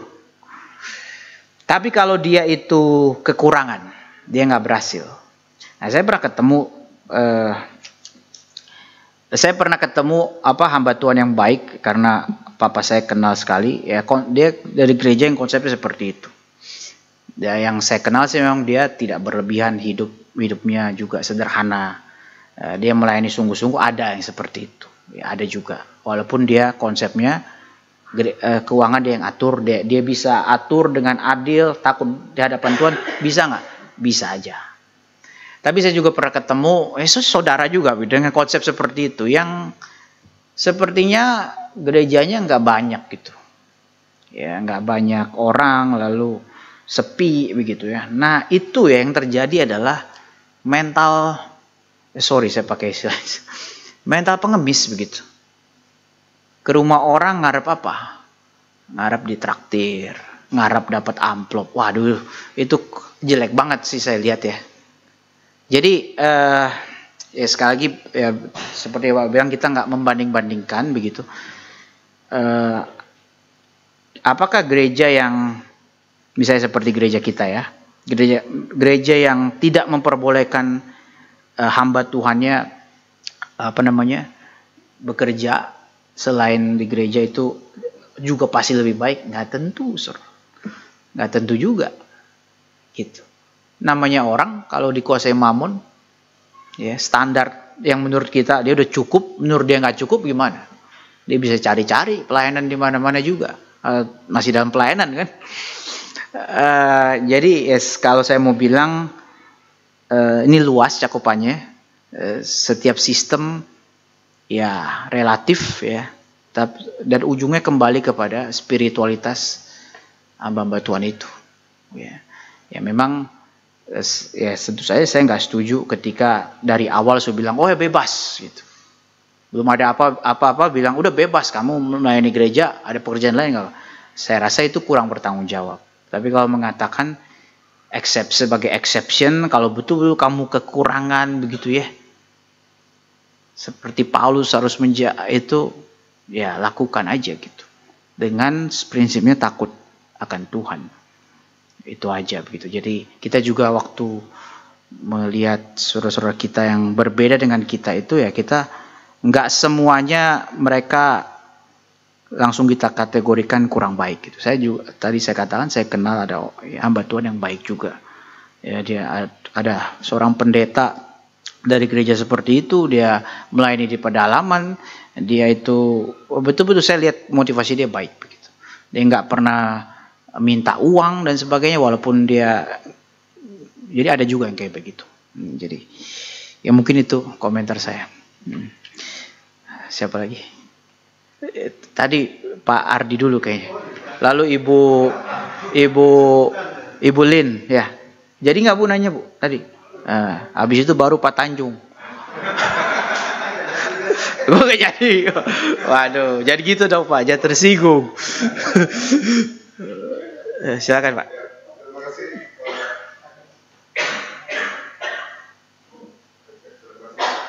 Untuk penjelasannya. Thank you Pak. Kaya sekali ya Pak hari ini, terima kasih banyak. Pertanyaan saya Pak terkait teologis Pak.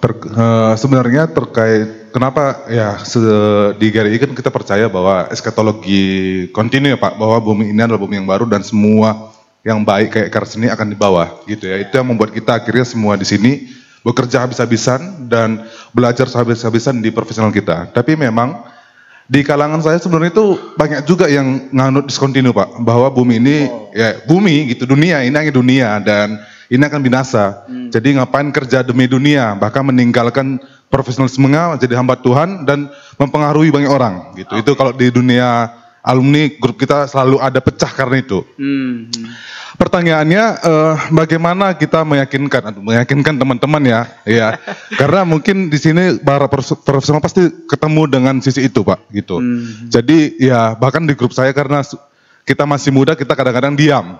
Karena yang bicara ini kan para tua-tua kan gitu ya, dan kita ya membaca aja gitu. Tapi secara ya kita juga ingin berbagian lah bagaimana kita meyakinkan senior-senior kita ini agar pada akhirnya kita juga bisa meyakinkan mereka bahwa ya dunia ini juga akan menjadi bagian kerajaan Allah gitu. Itu yang pertama.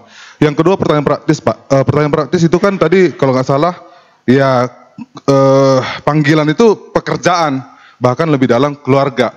Contohnya ini praktis, kalau KKR gitu, KKR kan sebenarnya yang melayani kan kita semua deh, gitu. Sedangkan kita ada pekerjaan di situ. Sampai mana titik kita akhirnya mengambil pelayanan atau mengorbankan pekerjaan kita untuk pelayanan itu Pak? Paling itu sih pertanyaannya, thank you. Oke.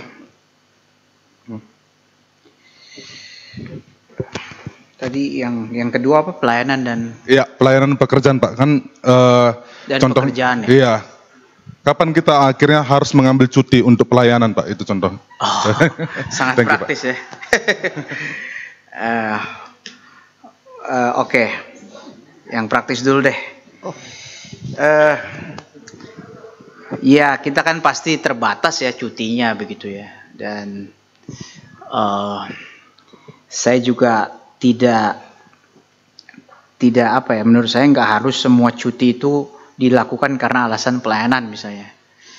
Ya, kalau saudara mau misalnya ada libur dan sebagainya, saya rasa itu ada ruang untuk itu.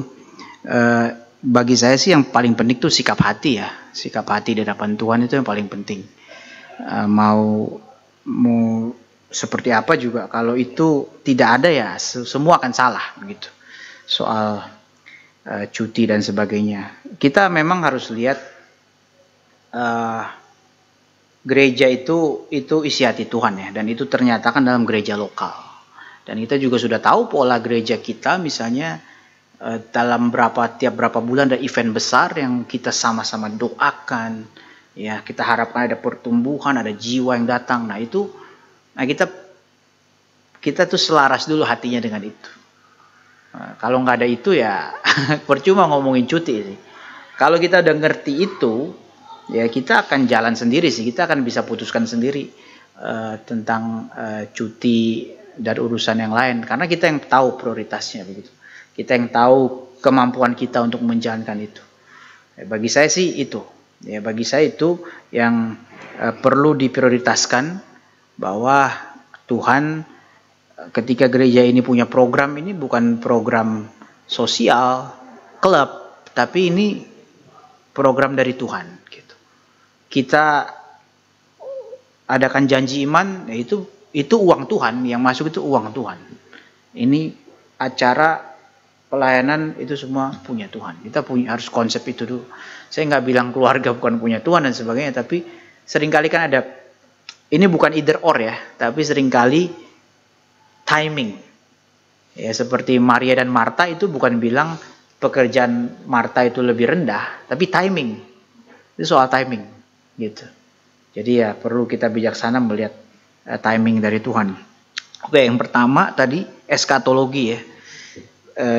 Yaitu dalam saya lupa pernah kita bahas di sini juga, Pak Tama pernah, saya juga pernah, bagaimana kita melihat eskatologi, melihat surga itu seperti apa.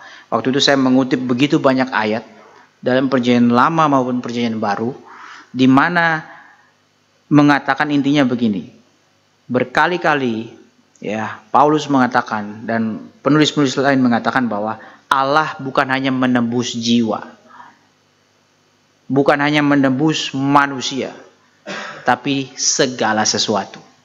Ini dunia ini diredeem, bukan cuma kita yang ditebus, tapi seluruh dunia itu diredeem. Nah, itu harusnya menjadi dasar yang kuat. Artinya dunia ini tidak akan dibuang oleh Tuhan. Ya, Tuhan tidak pernah menciptakan sampah dan tidak akan menyampahkan dunia. Jadi akan ada transformasi di sana. Bukan dunia ini lanjut tidak diapa-apain, tapi disebut transformasi.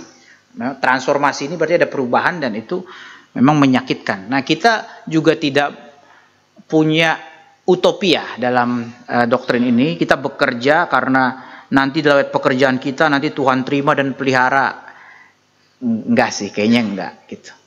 Ya, tapi kita tahu bahwa ada prinsip-prinsip dalam pekerjaan kita yang mungkin terpakai walaupun enggak sempurna. Saya ambil contoh misalnya, ada yang bilang bahwa nanti di surga itu musiknya musik apa? Dangdut apa klasik? Orang Rivo akan cepat jawab klasik lah Pak, Bach dan sebagainya. Mungkin Bach juga enggak ada. Yang ada lebih bagus dari Bach. Ya, bukan berarti kita akhirnya oh iya nanti semua nggak ada yang kepake, enggak, tetap kita kejar yang terbaik. Misalnya kita Pak Ardi suka bidangnya musik misalnya, ya kejar itu Bach, Mozart dan sebagainya. Dan ini ada kontinuitas di sana. Jadi kontinuitas itu dalam arti akan ada lompatan begitu. Oh, skill saya yang terbaik ini Tuhan, tapi nanti Tuhan akan apa istilahnya itu, lambungkan itu. Jadi tidak discontinue dari yang lama, ada prinsip yang sama di sana. Misalnya apalagi matematika begitu, masa kita buang? Di sana akan ada. Ya, mungkin lebih kompleks, tapi kan tidak membuang yang saat ini ada begitu ilmunya. Ilmu-ilmu yang lain juga. Ya walaupun banyak yang bilang yang nggak ada di sana itu adalah hamba Tuhan begitu. Karena sudah langsung mendengarkan Yesus berkhotbah begitu. Nggak tahu juga sih, belum tentu. Kali aja Tuhan oke lah, mungkin imam cuma satu, Yesus gitu kan. Tapi kita pendeta-pendeta masa nggak ada kerjaan, pimpin KTB kayak apa kayak. Habis Yesus berkhotbah begitu kan. Oke, bagi kelompok KTB. Oke, saya pimpin 1, Pak Tama 2 gitu. Kasihan amat kita gitu kan. Ya jadi ya saya nggak tahu kalau secara teologis itu memang Lutheran gitu tidak sampai begini ya. Lebih kepada dunia ini akan dihancurkan begitu. Kemudian diciptakan yang baru begitu. Jadi mandat budaya versi Lutheran itu ya kurang serius secara konsep dibandingkan dengan Calvinis. Nah, tapi sekali lagi kita punya teologi yang bagus, belum tentu praktek kita lebih bagus dari orang Lutheran misalnya. Kita punya teologi mandat budaya yang begitu bagus, menolong orang miskin dan sebagainya. Kita lihat orang-orang Armenian seperti Wesley gitu, wah itu sosialnya tinggi sekali juga. Walaupun mereka kurang ada dasar teologis di situ. Mereka bikin rumah sakit, panti asuhan, tetap bisa gitu. Jadi sekali lagi, memang teologi kita lebih bisa dipertanggungjawabkan. Prakteknya belum tentu kita lebih baik dari yang berteologi yang lain, gitu. Tapi ya cobalah. Coba saya lupa itu tahun berapa itu, 2 tahun lalu kayaknya. PA di tempat ini banyak sekali ayat mengatakan Tuhan bukan hanya meridim dunia ini tapi segala sesuatu. Oke, ini udah mau ini. Mungkin dari itu saya Pak ya, thank you. Siapa lagi tadi? Apa udah selesai jamnya Pak? Saya nggak tahu. Panitia silakan tentukan. Kalau udah selesai, it's okay. Oke, Bulin. Nanti Oke. mungkin nanti Pak Tanjung setelah ini kali ya, Pak ya. Ya. Karena udah mau jam 7 begitu ya. Oh, oke. Oh, nggak jadi, nggak apa-apa juga. Oh. Ada ini Pak, bahasa Ibrani yang saya pernah dengar mengenai apoda, Pak. Apoda itu artinya adalah gabungan dari pekerjaan, ibadah, dan pelayanan. Di mana orang Israel itu menganut itu gitu Pak, sehingga kesuksesan ada di dalam diri mereka. Sehingga mereka itu adalah bahwa hidup di dalam pelayanan itu enggak memisahkan antara pekerjaan dan ibadahnya justru dipraktekkan di dalam pekerjaan tersebut. Dan saya kok tadi agak bahagia banget gitu ya menemukan bahwa semua kriteria-kriteria yang diungkapkan oleh Pak Kias tadi itu ada gitu ya. Saya kok jadi excited jadi orang reform gitu ya. Nah, mungkin yang perlu dilakukan adalah bagaimana sih menularkan itu ke dunia realnya gitu ya. Ini mungkin yang menjadi beban kita kali ya Pak Kias ya. Sehingga terdarat nih, terbumi nih apa yang kita ketahui secara teori gitu. Saya excited banget mendengarnya gitu ya. Saya sampai agak ngiler-ngiler gitu ya mendengarkannya gitu ya, apalagi seperti Bapak bahas mengenai kita menjadi wanita yang Amsal 31 gitu ya. Wow, ini keren banget nih sebenarnya kalau dipraktekkan apa yang ada di dalam teori yang tadi, tinggal tugas kita sih sebenarnya. Jadi agak berat sih sebenarnya gitu ya, tapi saya percaya Tuhan pasti mampukan kok gitu ya. Dan yang paling excited itu banget bahwa benar, saya yakinin banget bahwa semua ekonomi yang Tuhan kasih buat kita adalah titipan. Kita cuma hanya penyalur-penyalur berkat yang dalam tanda kutip ya apa ya. Saya pernah dengar satu ilustrasi. Kalau kamu menikmati harta yang Tuhan beri, itu seperti seng yang bocor gitu katanya. Jadi kalau misalnya seng kita itu bagus, itu akan mengalir. Sehingga apa? Dalam ekonomi kita adalah secukupnya gitu ya. Jadi cuma mengaliri gitu ya. Dan saya thank you banget Pak Kias hari ini. Kayak apa ya? Kayak dipertajam imannya lagi untuk lebih bahagia di reform. Sekian, Tuhan berkati. Waduh. Tidak menyesal. Waduh, saya tidak expect ada respon seperti ini.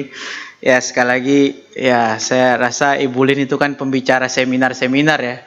Ya seringkali saya lihat di grup ada itu kan. Kayaknya ini seperti yang saya ngomong tadi, ini tema yang saya nggak ngerti sebetulnya. Kayaknya Bu Lin lebih ngerti kayaknya tema hari ini. Tapi ya mungkin saya komen saya bagaimana itu kita bisa mempengaruhi dan sebagainya. Gini, pertama satu hal saudara, nggak ada jalan pintas. Bukan karena kita ngerti teologi, ngerti firman Tuhan, nanti bakalan jadi superhero di sana, nggak akan sih. Karena gini, ya karena kita itu ada yang namanya, ini pemikiran Bapak Gereja dan Calvin juga. Ada dibagi dua virtue, kebijakan. Yang pertama yang diterima oleh banyak filsuf juga disebut natural virtue, prudence. Ya apalagi itu, yang 4 cardinal virtue itu. Bagaimana apa aja sih saya lupa. Bagaimana bijaksana melawan bisa tangguh melawan kesulitan dan sebagainya. Itu kan dikenal oleh filsuf-filsuf. Ya, 4 cardinal virtue itu. Nah, ini gereja nggak buang. Nggak boleh buang itu. Kita nggak anti sama kerja keras dan sebagainya. Cuman para bapak gereja menambahkan 3 lagi spiritual virtue, yaitu faith, hope, and love. Ya, jadi jangan langsung, oh ya saya taunya faith, hope, and love. Yang penting ini. Tapi kita nggak punya natural virtue, kita nggak tahu kerja keras, nggak profesional, bagaimana melawan kesulitan kita nggak tahu, nggak akan jadi berkat. Ya maka Calvin mengatakan, ini saya diparafrasekan oleh Michael Horton. Ya, menurut Calvin kira-kira ngomong gini, Ketika ada orang sekuler berkata kebenaran dan kita tidak mendengarkannya, berarti kita sedang menolak Roh Kudus. Sekali lagi saudara, ketika orang sekuler berkata benar, dalam arti dia dapat anugerah umum dari Tuhan, ketika kita tidak mendengarkan dia, kita sedang menolak Roh Kudus. Kita pun bisa belajar dari orang sekuler yang berkata benar, prinsip-prinsip tadi, secara natural virtue. Memang mereka nggak punya spiritual virtue, kita yang memilikinya. Mereka ada kekurangan tapi sudah dapat level itu. Mereka giat dalam level itu, maka mereka pun tanda kutip bisa kita lihat banyak yang sukses. Nah, kita nggak boleh ambil jalan pintas. Kita tahu teologi, kita tahu faith, hope, and love, tapi kita nggak kerja keras dan sebagainya, itu nggak bisa. Jadi mungkin itu komentar dari saya. Kita perlu dua-duanya itu, natural virtue, spiritual virtue. Nggak ada jalan pintas. Nggak, kita sama-sama ingin gereja itu bercahaya di dalam dunia ini, tapi jalan menuju ke sana itu tidak mudah. Bukan hanya ngomong doang, belajar teologi doang, tapi betul-betul ya memang harus excellence itu nggak bisa dibuang sih. Ya, jadi mungkin itu komentar saya. Thank you. Silakan Pak. Jadi yang pertama tanggapan, yang kedua pertanyaan. Oke. Nah, yang tanggapan ini ya tadi yang pertanyaan pertama dari Pak Henry ya. Jadi bolehkah pendeta berbisnis seolah-olah seperti ini? Nah, ini jawaban ini pernah saya dengar ya di acara Reform 21, fokus kekristenan menuju iman yang dewasa, yang dipandu oleh Pikaris Bapak Kias, dan pembicaranya itu adalah Pendeta Dr. Henry Ongko Wijaya, ahli Perjanjian Baru. Iya. Ya. Slow. Iya.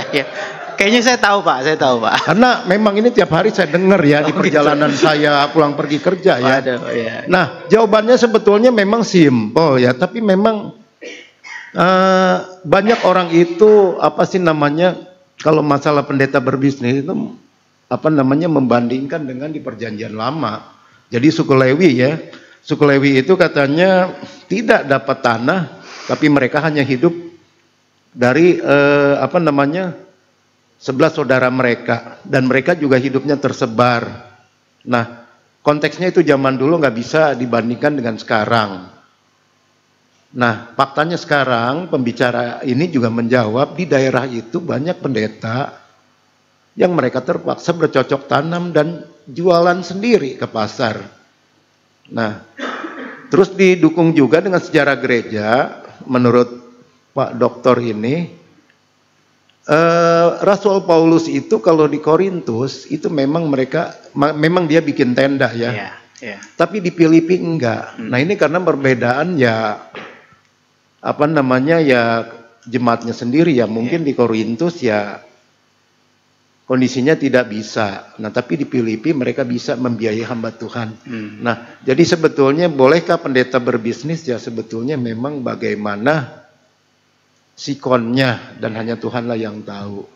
Nah, itulah Pak Yas ya. Nah, yang kedua pertanyaan Pak, begini. Ini juga menyangkut pendeta yang belakangan ini bukan banyak ya, kalau dikatakan banyak nggak punya data. Seumpama begini, seorang pendeta punya keluarga, punya istri dan punya anak. Anaknya udah besar, butuh kuliah, tapi gajinya kurang. Kemudian istrinya ini ya bantu dia tuh bisnis gitu kan.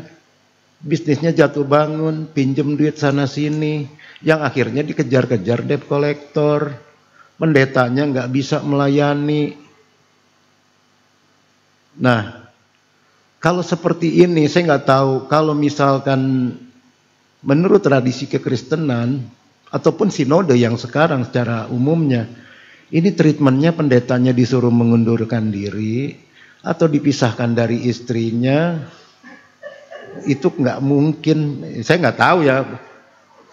Nah, kira-kira seperti apa ya Pak treatmentnya kalau menurut tradisi ataupun sinode? Terima kasih. Oke. Kasus ini. Saya disuruh menyelesaikan kasus. Jadi saya percaya bisnis itu sendiri pada dirinya tidak salah ya. Tapi kalau sudah banyak hutang dan sebagainya, kemudian akhirnya mengalami itu, saya juga nggak tahu levelnya sampai mana gitu. Kita harus sebagai gereja sih harus memperhatikan juga ya. Kalau dia masih tahap-tahap wajar begitu, saya nggak ngerti bisnis Pak. Ini tema bukan saya punya. Kalau masih saya bisa katakan dalam tahap wajar ya, kita bisa menolong gitu, memperhatikan ya. Itu pun tergantung kemampuan gereja itu. Ya, lalu boleh memperhatikan dan memberikan peringatan dan sebagainya. Lalu misalnya dia kena lagi gitu ya, wah itu udah sulit ya. Kita mesti memberikan disiplin gereja kepada gitu. Kalau kita kan lihat tanya pendetanya tahu nggak ya, bersalah apa enggak, atau pendetanya selama ini nggak tahu gitu istrinya seperti itu. Nah itu pun perlu diselidiki sih Pak. Jadi tidak mudah, memang tidak mudah, tapi yang pasti bisnis itu sendiri tidak masalah, karena itu kan juga salah satu aspek yang menjadi panggilan Tuhan gitu bagi kita. Yang salah adalah ketika kita berbisnis dengan enggak benar begitu, salah kalkulasi dan sebagainya. Ya, saya punya istri kerja di TU sekolah. Bukan bisnis, tapi itu kan pekerjaan juga. Ya, jadi sinode kita tidak melarang setahu saya ya, ini mungkin dikoreksi kalau ada update, tidak melarang secara mutlak pasangan hamba Tuhan itu bekerja. Ya, jadi masih ada pendeta-pendeta yang istrinya bekerja, ada. Ya. Cuma nggak tahu pengaturan sinode apakah bisnis termasuk diperbolehkan apa enggak. Secara prinsip dasar itu tetap adalah bidang yang Tuhan kuduskan. Ya, kalau akhirnya disalahgunakan, itu kan salah orangnya. Cuma sekali lagi saya nggak tahu sinode melihatnya seperti apa, jadi saya nggak bisa mewakili sinode begitu ya. Mungkin Pak Tama lebih pas menjawabnya. Ya, dengan kata lain, biar saya aman begitu ya. Nggak salah ngomong begitu ya. Jadi ya saya belum banyak pengalaman juga menangani kasus-kasus seperti itu. Jadi saya nggak tahu detailnya seperti apa gitu. Ada memang belum lama ini juga saya pernah dengar ada pendeta yang istrinya yang bermasalah dan sedang dipertimbangkan apakah bisa lanjut atau tidak. Jadi itu perlu detail penyelidikan gitu. Dan seberapa jauh juga sinode itu bisa menyelidikinya kebenaran ini. Karena seringkali saya temukan sinode itu nggak punya perangkat untuk mengadili. Ya, misalnya kasus di pengadilan kan bisa lama kan, karena memang data yang dipakai begitu banyak. Tapi seringkali sinode gereja itu tidak tahu caranya mengadili yang secara fair, mendengarkan semua pendapat dalam waktu yang banyak. Kayaknya sinode nggak ada tertarik untuk itu. Padahal kan itu mengklarifikasi kebenaran. Tapi saya nggak tahu banyak soal ini. Ya, mungkin itu saja dari saya, Pak. Terima kasih Pak Kias, maaf jika memberatkan. Oh, nggak apa-apa. Nanti dengar Pak Henry di Fokus, Pak, aman. Kristus